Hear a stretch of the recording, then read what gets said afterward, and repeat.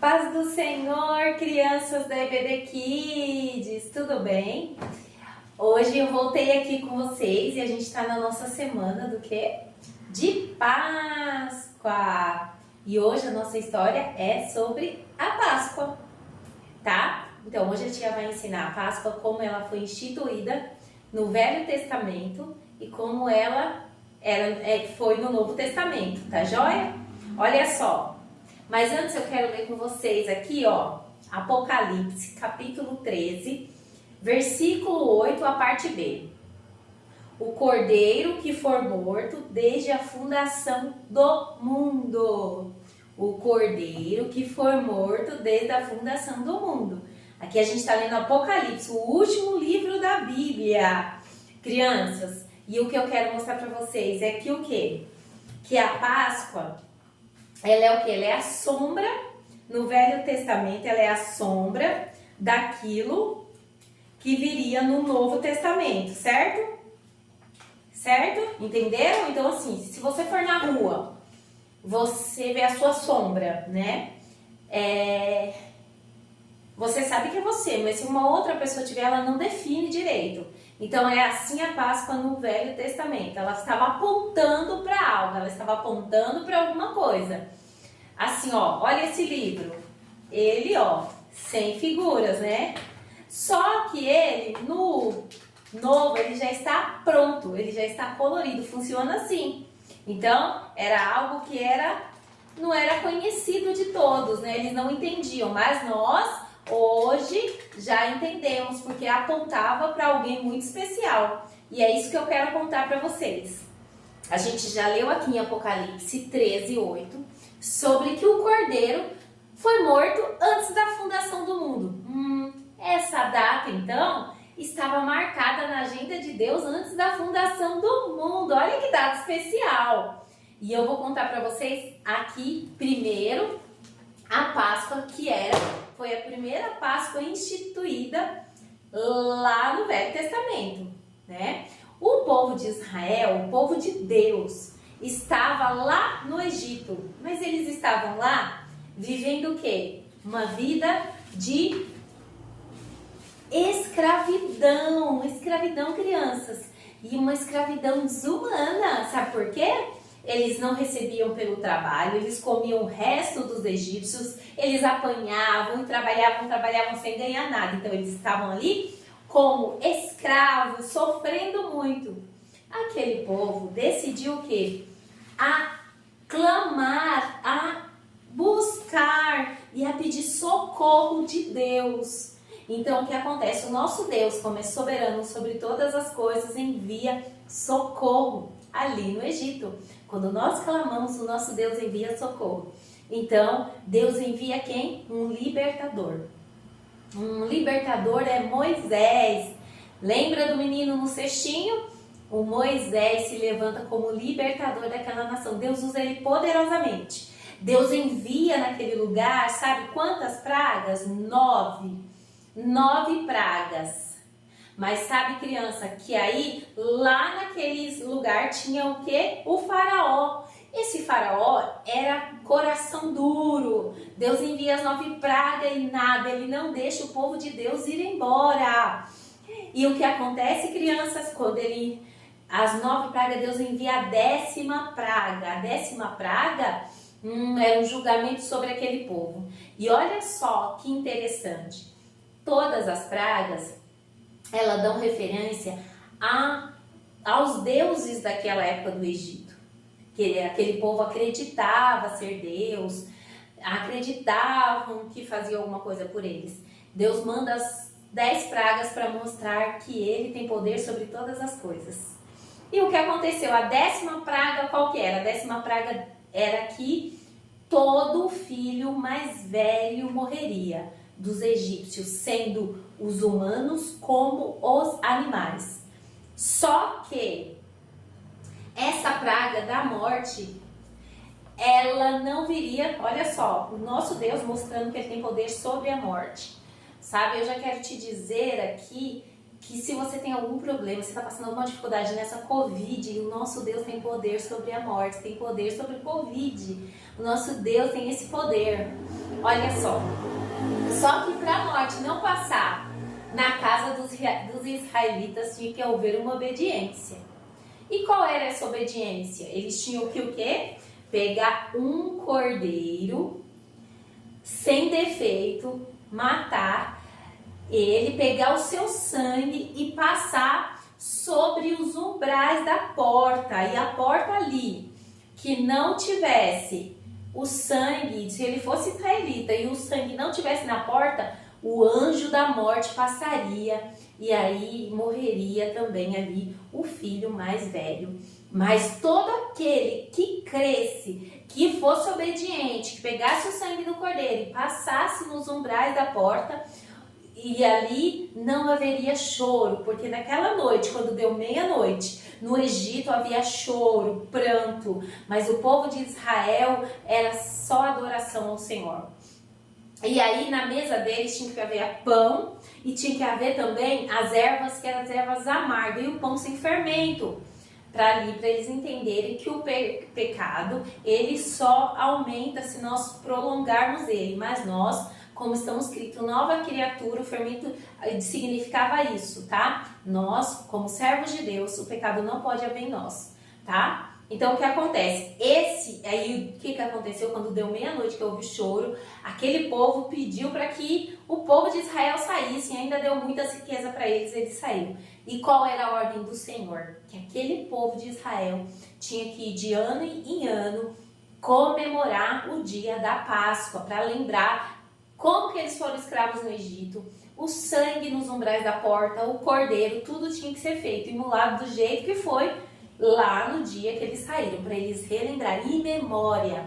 Olha só, criança, como é importante, o nosso Deus dizendo, nós temos que ter na memória, porque nós somos esquecidos, fala aí, né? Mas o Senhor Jesus fala que nós temos que fazer em memória dele. E aí, crianças, qual que é, vamos ver aqui, e o que tem nessa outra caixa aqui? Vamos ver o que nós temos aqui? Olha só.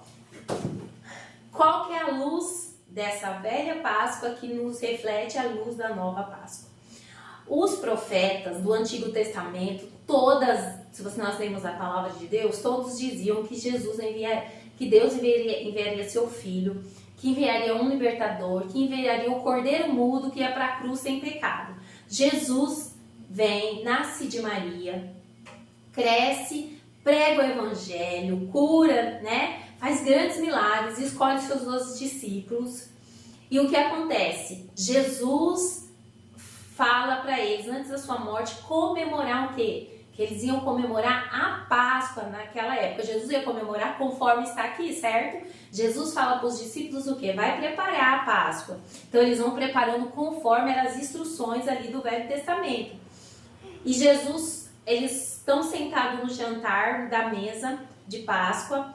E Jesus, o que ele faz? Ele pega ali o pão e diz assim: este é o meu corpo que será partido por vós. Fazei isto em memória de mim. Ele fala que ele desejava estar com discípulos naquele dia, porque se ele foi escolhido antes da fundação do mundo, estava isso na agenda de Deus, estava isso na vontade de Deus. Jesus já sabia o que ia acontecer. Jesus sabia que aquele era o último jantar com seus amigos. Jesus sabia a importância daquele jantar, que ali estava mudando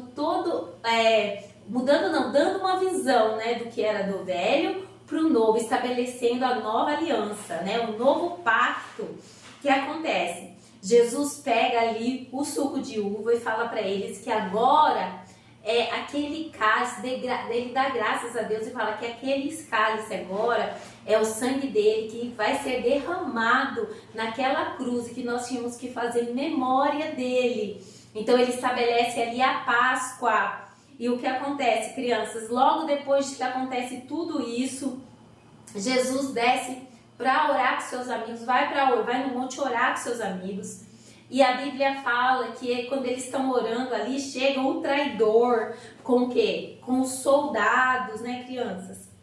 Com os soldados, e eles pegam Jesus. E ali começa, eles levam Jesus às autoridades daquele tempo, às autoridades religiosas, às autoridades romanas e ao povo, para que eles decidam o que vai se fazer de Jesus. E o que eles decidem?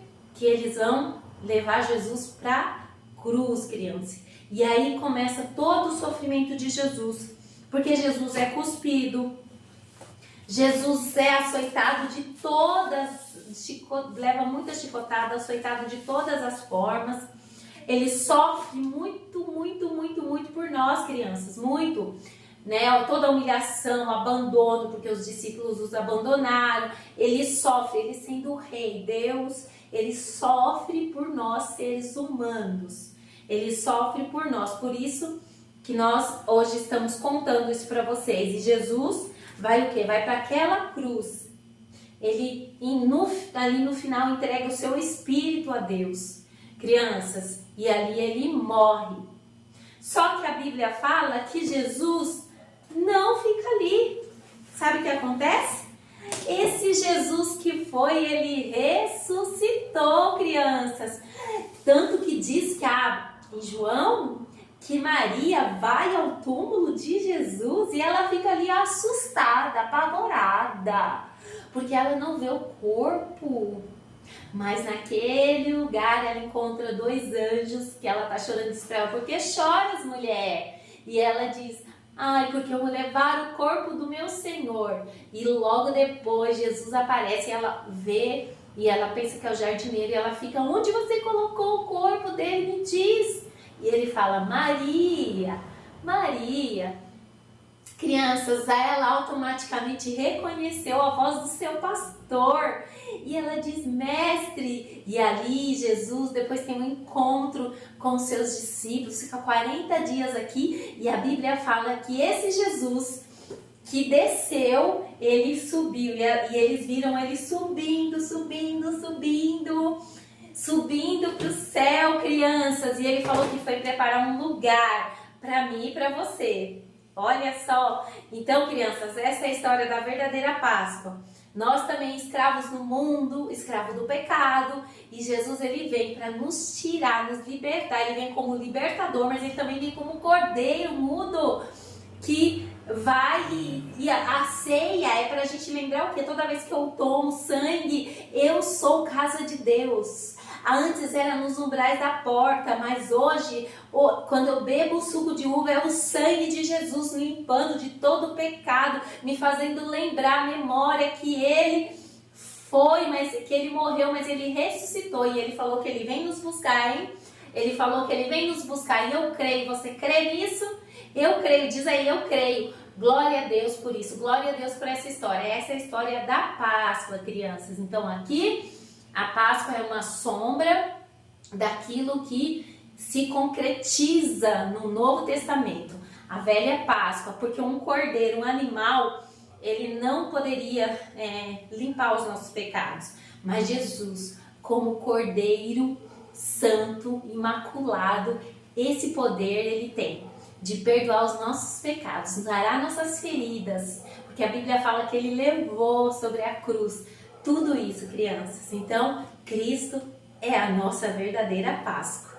É linda essa história, né, crianças? E olha, o mais interessante que Apocalipse, o último livro da Bíblia, já falava que ele foi escolhido, muito antes, crianças, da fundação do mundo. O nosso Jesus já tinha sido escolhido antes. Por isso que ele disse para os seus discípulos: eu desejei estar com vocês nesse momento. Eu desejei estar aqui comendo essa Páscoa com vocês, porque ele sabia a quão grande era importante aquele momento. Crianças, tá bom?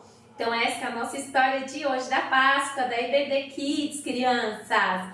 Glória a Deus pela sua vida, criançada. Fico muito feliz. Eu quero que você aí, escreva a verdadeira Páscoa, a Páscoa no Velho Testamento e a Páscoa no Novo Testamento, criança. O que você entendeu dessa Páscoa e o que você entendeu dessa. Junta elas e dá o nosso Cristo. Faça aí uma redação, faça aí algum desenho, marca aí nas redes sociais. E eu vou ficar muito feliz de receber aí, sua redação, receber o que você entendeu, tá bom? Beijinhos, fica com Deus!